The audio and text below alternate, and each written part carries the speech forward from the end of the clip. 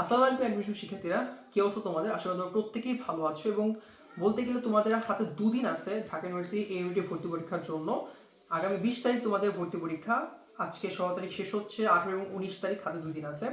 এখন এই ভর্তি পরীক্ষার জন্য তোমাদের একটা স্ট্র্যাটেজি খুব জরুরি, কারণ তুমি যদি একটা ভালো স্ট্র্যাটেজি নিয়ে পরীক্ষার হলে না যাও, দেখা যাবে যে তোমার এই স্ট্র্যাটেজি ভুল হওয়ার কারণে অনেক ভালো করে প্রিপারেশন নেওয়ার ফলেও দেখবে তুমি ভালো পরীক্ষা দিচ্ছ না। আবার যারা কিনা ভালো একটা স্ট্র্যাটেজি নিয়ে পরীক্ষা হলে যাবা, তারা দেখবে যে ভালো একটা পরীক্ষা দিয়ে আসবে এবং তারা চান্স পাবা।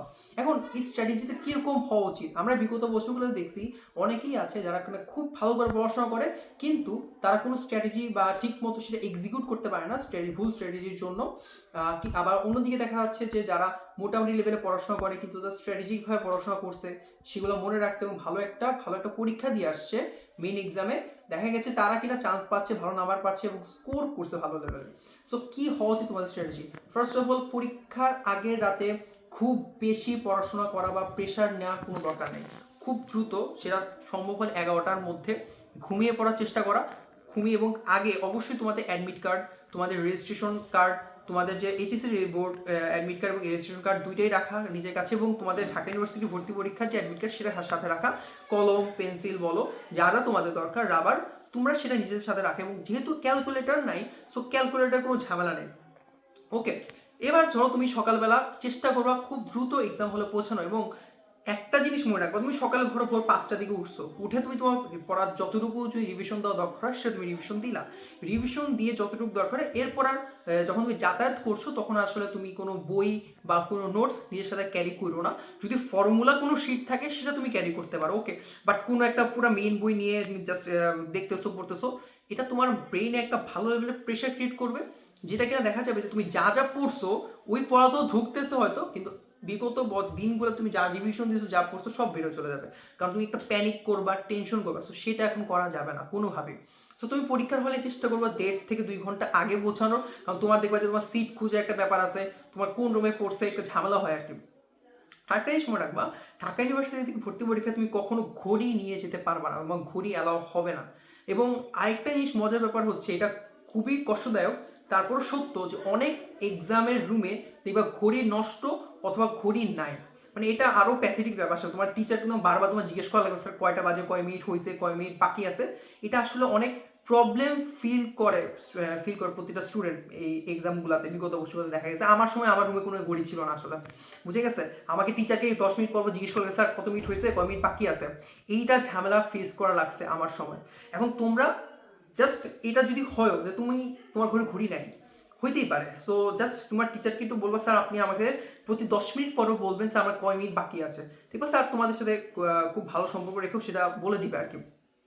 এবং চেষ্টা করবো পরীক্ষার দিন খুব হাবিজাবি কিছু না পড়ে একদম বেসিক থেকে জাস্ট ফর্মুলাগুলো মাথায় রাখা, কোনো ডায়াগ্রাম যদি থাকে সেটা মাথায় রাখা, বা একটু দেখা রিভাইজ দেওয়া, এইটুকুর মধ্যে রাখা।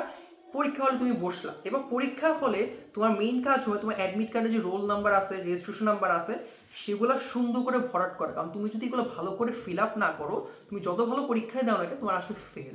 এবং এইখানে অনেক স্টুডেন্ট আমি দেখছি প্রতি বছর কিছু স্টুডেন্ট এমন কিছু ভুল করে, সেটা খুবই মানে দুঃখজনক, যে অনেকবার বলার পরেও ভুল করে। সেটা হইতেছে, তারা দেখা যায় ওএমআর শিটটা ধরো কোনোভাবে ভুল ফিল আপ করলো, তারা ওএমআর শিটটা চেঞ্জ করে মেন খাতা রেখে ওএমআর শিটটা চেঞ্জ করে নিয়ে আসে টিচারের কাছ থেকে। হয়তো অনেক টিচার জানে না, হয়তো অবগত থাকে, বা তারা কেয়ার করে না, কিন্তু মনে রাখবা তোমার এই ওএমআর শিটটা এবং মেন খাতাটা সবসময় দুইটা অ্যাটাচ থাকে একটা কিউআর কোড দিয়ে।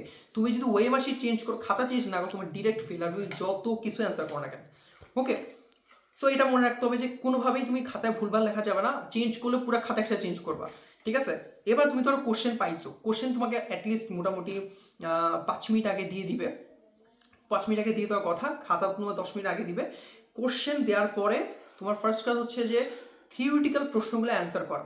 সেটা হচ্ছে ফিজিক্স, সেটা তোমার কেমিস্ট্রি হতে পারে, বায়োলজি হতে পারে, বাংলা হতে পারে, অথবা তুমি যেটা দেখাচ্ছ, হয়তো তুমি কেমিস্ট্রি আর বায়োলজি দেখাচ্ছ, হতে হবে তুমি কেমিস্ট্রি অথবা বাংলা দেখাচ্ছ অথবা ইংলিশ দেখাচ্ছ। এই থিওরিটিক্যাল প্রশ্ন চেষ্টা করা 10 মিনিটের মধ্যে 30টা প্রশ্ন অ্যাটেম্প্ট করা, যাতে করে যা পারো, হয় তুমি পারবা না, পারবা না, এর বাইরে কিছু হবে না। 10 সেকেন্ডে তুমি এক একটা প্রশ্নের অ্যান্সার দেখবা যে পারতেছো, ওয়ার্ড করতেছো, এই টেন্ডেন্সি থাকবে। দেন তুমি ফিজিক্স অথবা ম্যাথ যেটা তোমার কমফোর্ট ফিল হবে, তুমি সেটা যাবা।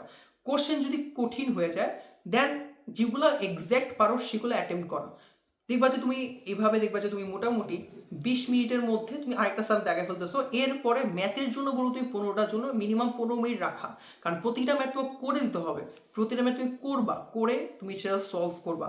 দেখতেছি তুমি হ্যাঁ 15টা মিনিট, তুমি 15টার মধ্যে যদি 10টা 12টা সলভ করতে পারো, এবার তুমি আরেকটা রাউন্ড দিবা, তুমি যেগুলো আগের প্রিভিয়াসের মানে প্রিভিয়াস ভাবে তুমি দাগাইছো বা যেগুলো পারো না সেগুলো দেখবা, যে অনেক কিছু আছে যেগুলো তুমি আবার মাথায় এসে পড়ছে অ্যান্সারগুলো, যে আচ্ছা হ্যাঁ আমার এই জিনিসটা এরকম হবে, 50% ছিল আমার জানা যে আচ্ছা 50-50 যে এটা হইতে পারে না, সেই জিনিসগুলো চেষ্টা করবা যে তোমার যদি মনে হয় যে এটা অ্যান্সার হইতে পারে সেটা তুমি দাগে আসবা। এইভাবে তুমি এমসিকিউ অ্যান্সার করবা। এমনও হইতে পারে পরীক্ষার মধ্যে তুমি একটা সহজ এমসিকিউ ভুল করে ফেলছো যেটা তোমাকে প্যানিক করতে পারে, কোনোভাবেই এটাতে প্যানিক হওয়া যাবে না। ওকে, এটা কোনোভাবে প্যানিক হওয়া যাবে না।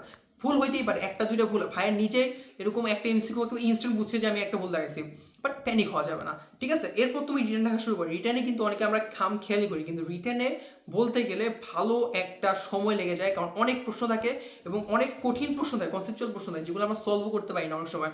তোমার টার্গেট কখনো এটা হওয়া উচিত না তুমি 16টা প্রশ্ন অ্যান্সার করবা। তোমার টার্গেট হবে তুমি অ্যাটলিস্ট 10 থেকে 12টা প্রশ্ন 1 মিনিট অ্যান্সার করার চেষ্টা করা, বাকি 4টা যদি মোটামুটি পারো হয় অ্যান্সার করবা, নাহলে দরকার নেই। ওই 4টা প্রশ্ন যে সময়টা সেটা তুমি তোমার রিটেনে তোমার যে ইয়াতে এমসিকিউ তোমার ধরো যে রিটার্নের বাকি কোশ্চেনগুলো আছে সেগুলো তুমি সময় দিবা। এতে করে কি হইতেছে, তোমার রিটার্ন পরীক্ষাটা ভালো হলো, তুমি তোমার এমসিকিউ পরীক্ষা ভালো দিলা। পরীক্ষায় ভুল হবেই, তুমি অনেক সিলি মিস্টেক করবা, তোমার পরীক্ষা দিয়ে মনে হবে তুমি এতই সিলি মিস্টেক করছো, কিন্তু এটা সবাই করবে, কিন্তু এই সিলি মিস্টেক তুমি যত কমায় নিয়ে আসতে পারবা তুমি তত ভালো করবা। সো এক্সাম হলে এই স্ট্র্যাটেজিগুলো যদি ফলো করতে পারো, আশা করতেছি তুমি পরীক্ষায় খুব ভালো একটা পরীক্ষা দিয়ে আসতে পারবা এবং তুমি চান্স পাবা। কখনোই 100 মার্কে অ্যান্সার করার টেন্ডেন্সিতে যাবা না, কখনো এমসিকিউ 60টা অ্যান্সার করার টেন্ডেন্সিতে যাবা না। জাস্ট যতটুকু পারা যায়, কোশ্চেন খুব হার্ড হলে 35 থেকে 50টা এমসিকিউ, কোশ্চেন সহজ হলে 55টা থেকে 60টা এমসিকিউর মধ্যে রাখার চেষ্টা করা। মানে 60টা তো তুমি হয়তো পারলে 60টাই দেখাবা, না পারলে দরকার নেই, মানে নেগেটিভ খাওয়া দরকার নেই। আর রিটেন যতটুকু অ্যাকুরেট লেখা যায়, কারণ রিটেনে দেখবে যে অনেকে ফেল করে। সো এইভাবে স্ট্র্যাটেজিগুলো ফলো করো, তুমি পরীক্ষা ভালো করো ইনশাল্লাহ।